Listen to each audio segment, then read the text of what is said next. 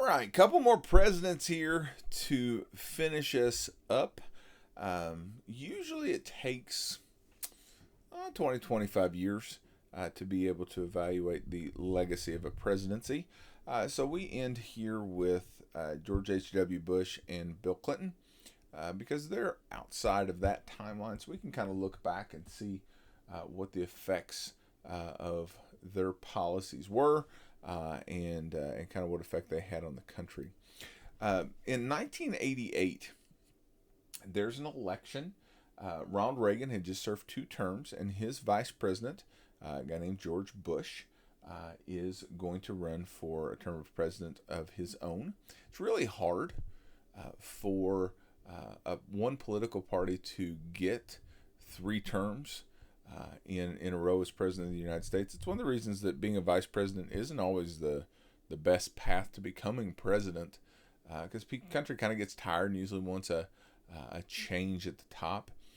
Bush, though, is going to run against a man named Michael Dukakis, who takes kind of that controversial picture you'll see there at the bottom, where he kind of looks like a little kid playing in a tank.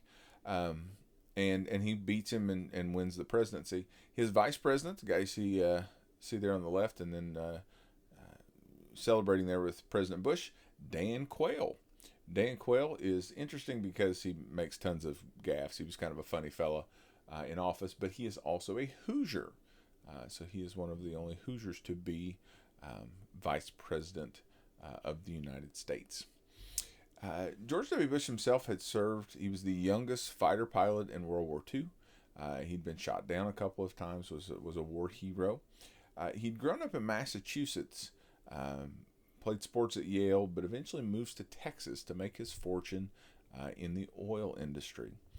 From there, he gets himself elected to Congress, will ultimately become the head of the CIA before he becomes vice president and then president. He is the only president we've ever had to have been director of the CIA. He also will have a distinction several years down the road where he becomes only our second president to be the father of another president when his son, George W. Bush, is elected in the year 2000. Underneath President Bush, there are a couple of big things that will happen. One is the fall of the Berlin Wall, which is looked at as kind of the ending point of the Cold War, when that barrier in West Berlin, separating West Berlin and East Berlin, falls. He's there kind of overseeing that. There is a small country in the Middle East called Kuwait that's invaded by Iraqi forces under the command of Saddam Hussein that sets off the first Gulf War. And I remember being in middle school when this happened. One of the local doctors here in town, I remember, was in the National Guard, and he ended up being sent over, and it was August, I want to say, of 1990 when the crisis started, and forces were over there trying to negotiate until February when the war started. And the war was only about 15 days long. It was a pretty overwhelming victory for the United States and its allies. And after the war, he was extremely popular. President Bush looked like there was no way in the world he was going to get beat. Problem is, the war's over with. He's still got some time to be president, and the economy starts to tank. Some of the economic policies of Reaganomics, that sort of thing, will lead to Bush having to go back on a campaign promise that he'd made, where he told the crowd, "Read my lips, no new taxes." And he ends up having to raise taxes. Now, to his credit, he's willing to do that, knowing politically it's going to be bad. But you can imagine what his opponents are going to run when they're looking for political ads, right? They're going to be touting, "Hey, this guy broke his word." And so in the election of 1992 is a really interesting one. It's one we looked at all the way back in August when we did that election project. But it's one of the only times you see 3 men running for president of the United States. We had a third-party candidate at that time. And ultimately leads to the rise of a young governor from Arkansas named Bill Clinton. And so as Bill Clinton is running for president, basically none of the other Democrats wanted to run because they thought nobody's going to beat George Bush. So Bill Clinton wins a primary that really kind of lacked star power at that point. And as he's running for president, he keeps pounding a very simple message. His campaign called it the KISS principle: keep it simple, stupid.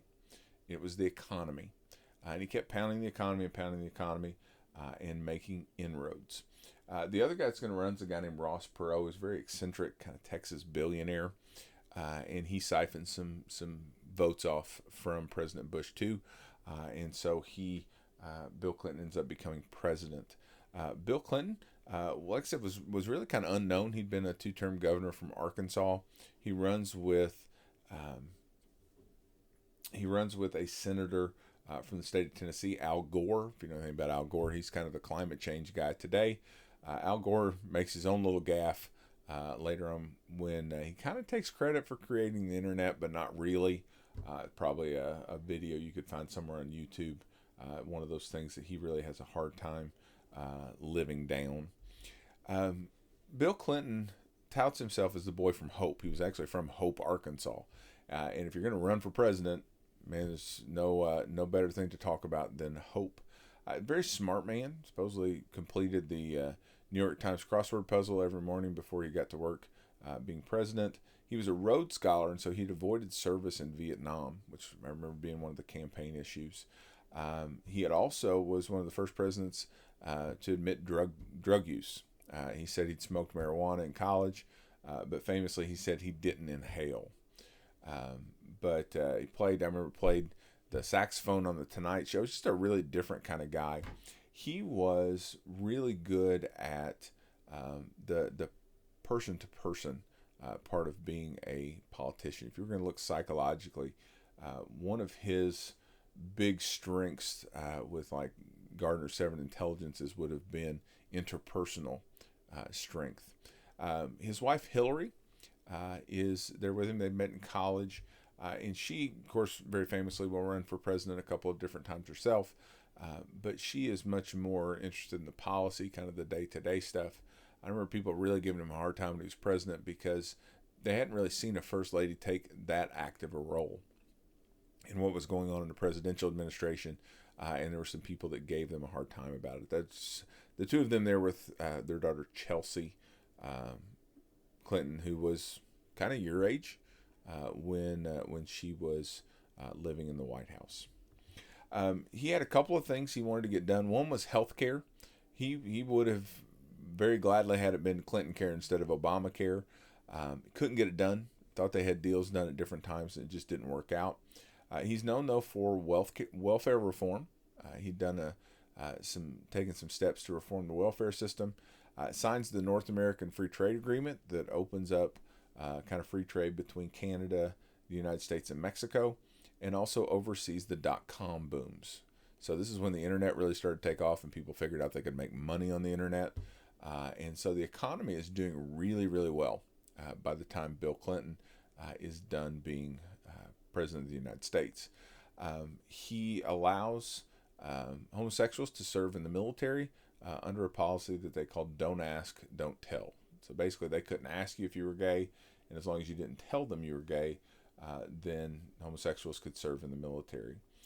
He, of course, is most well known for the scandal that leads him to be only the second president in our history to be impeached, and that's the Monica Lewinsky scandal. There's an aide that worked in the White House that he had an affair with. Ironically, the day that he is impeached was the day he was most popular as president of the United States. The economy was doing well. People kind of looked at it that this was just sour grapes on the part of the Republicans. So he's not convicted in the Senate and will remain president until 2000, when he has filled his 2 terms of office. And he leaves. Al Gore will run for president against George W. Bush. It's a really close presidential election in the year 2000. Bill Clinton, as of the time I'm recording this, still alive today. Started the Clinton Foundation and does a lot of different things around the world.